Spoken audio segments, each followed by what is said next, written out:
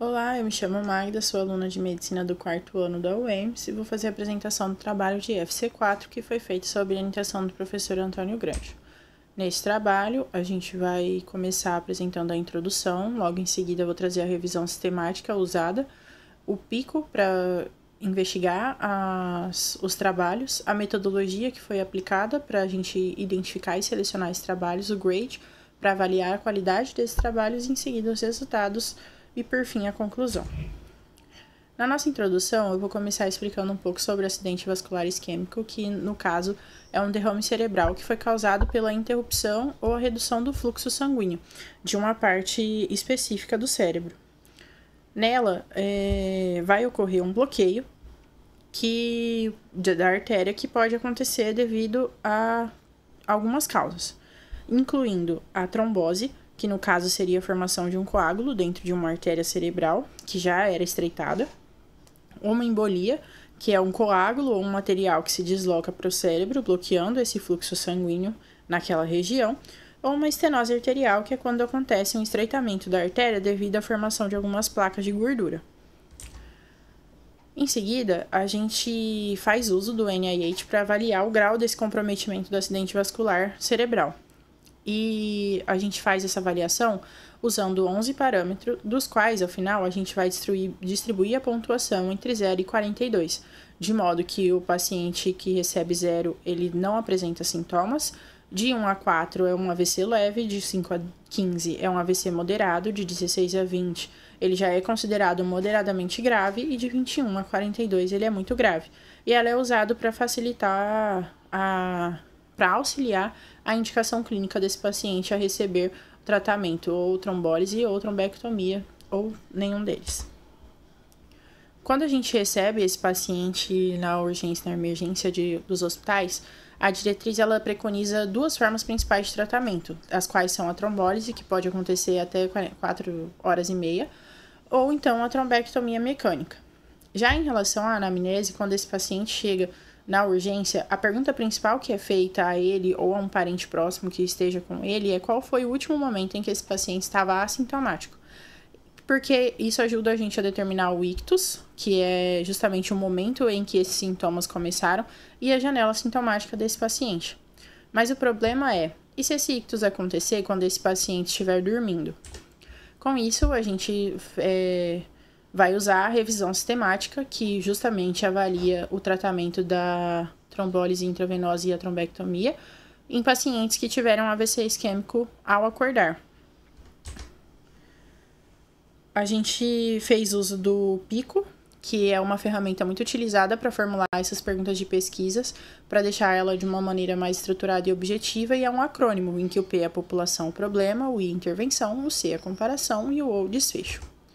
Para o nosso trabalho, especificamente, a população ela foi toda e qualquer pessoas investigadas por aqueles trabalhos que tiveram AVC isquêmico ao acordar, independente da idade, desde que fosse acima dos 18 anos. Quanto à intervenção, a gente fez uso da trombólise intravenosa, que geralmente fez uso de alteplase, ou a trombectomia endovascular. A comparação ela foi feita com cuidados padrão ou sem cuidados. E a escala, a gente usou a escala de Rankin modificada, ou então os não relatados. Quanto à escala de Rankin modificada, ela é utilizada para avaliar o nível da incapacidade funcional em pacientes que tiveram AVC.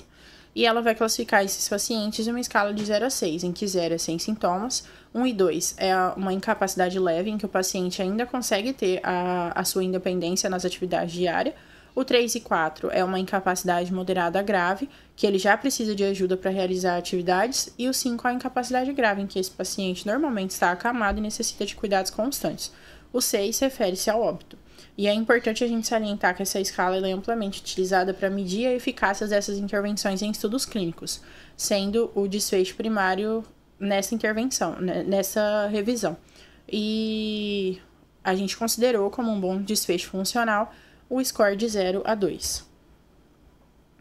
Com isso, o método de busca realizado foi através de alguns bancos de dados, como a Cochrane, como a Medline, Embase, entre outros, que foram feitos até maio de 2021, exceto a Stroke Trials Register, porque ela foi até 7 de dezembro de 2017, porque após disso ela não foi encontrada mais. Os critérios de seleção do nosso trabalho foram ensaios clínicos randomizados trombolíticos endovenosos ou a trombectomia em pessoas que tiveram AVC isquêmico agudo e que os sintomas apresentaram ao acordar. Aqui traz o gráfico utilizado para a seleção desses estudos e quais foram excluídos e as razões pelas quais foram excluídos, trazendo para nós um total de 7 ensaios clínicos que trouxe 980 participantes. Desses, 5 ensaios foram com 775 participantes no total, os quais foram randomizados para o tratamento trombolítico ou para o grupo controle, que pode ter recebido um placebo ou um tratamento padrão, e outros 2 ensaios clínicos, que foram com 205 participantes, que tiveram coágulo sanguíneo em grandes artérias e foram randomizados para a trombectomia mecânica. Mas é válido salientar também que todos os pacientes passaram por exames de imagem.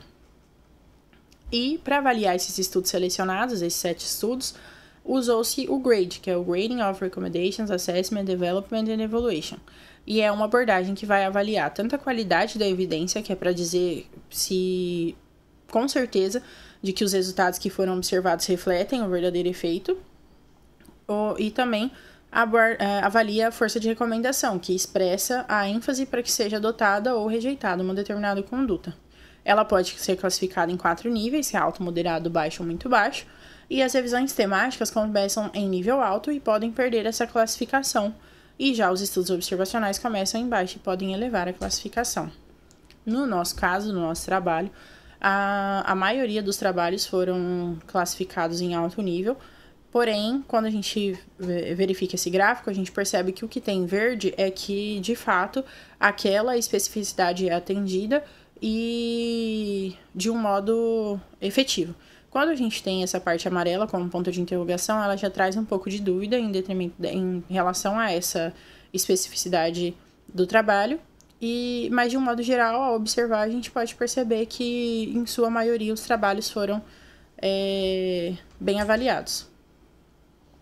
Agora eu vou trazer para vocês um pouco dos resultados, que foram de 2 formas, né? Quando a gente analisa esse tipo de gráfico, o losango, quanto mais à direita ele está da nossa linha vertical, que é essa que está presente no 1, que a gente chama de linha de nulidade, melhor. Quanto mais próximo, menos efetivo foi esse tratamento. No caso, quando a gente avalia a trombectomia mecânica, ela apresentou um valor considerável, que nos trouxe um resultado de 5 vezes maior a chance desse paciente ter um efeito positivo ao uso de trombectomia mecânica.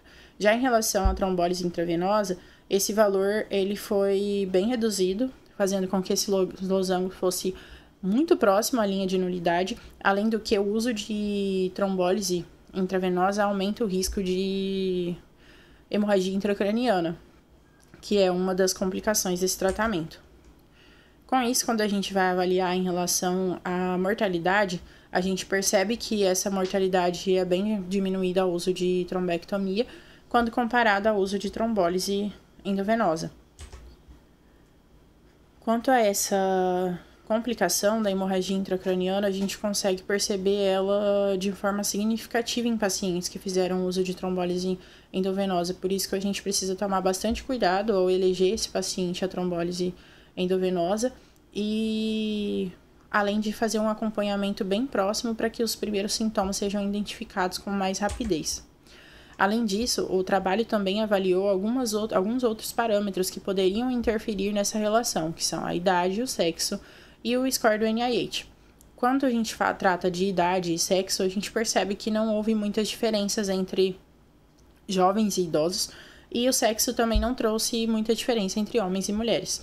Quanto ao NIH, quanto mais alto o NIH, mais grave era a situação do paciente, e o tratamento com a trombectomia mecânica se apresentou de forma mais efetiva nesses pacientes, trazendo bons resultados.